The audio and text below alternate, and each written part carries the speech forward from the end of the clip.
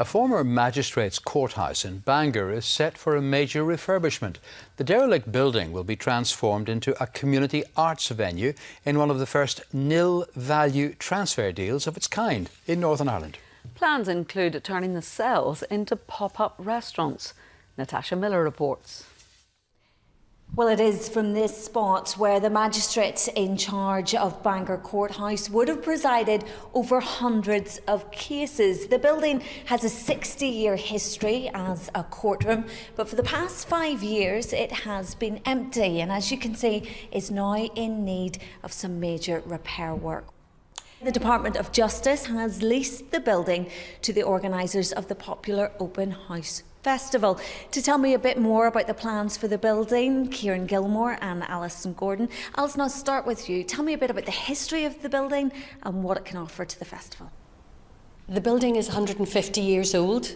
It was originally built as a bank right down here on the seafront. It was one of the most important buildings in the town, and it has really charted the changing fortunes of Bangor. There's been a huge crowdfunding campaign behind this, as well as financial contributions from funders such as Heritage Lottery Fund.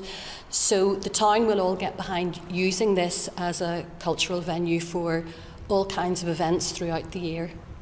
And Kieran, just to bring you in, just tell me some of the events that you expect or hope to host here in the coming months and years.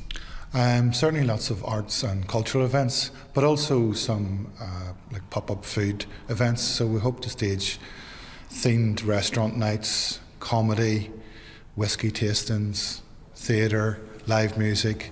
On a pop-up night you might get a table for 6 in cell block A. We're hoping at the end of an 18-month lease that we'll be given full ownership from the Department of Justice of the courthouse, and that will be the first community asset transfer in Northern Ireland, whereby a government or a public-owned building is given over to a community organisation. Listen, Kieran, thank you very much. Well, as you heard, this is the first step in the project. It's hoped after some restoration, it will become a vibrant arts hub for County Down.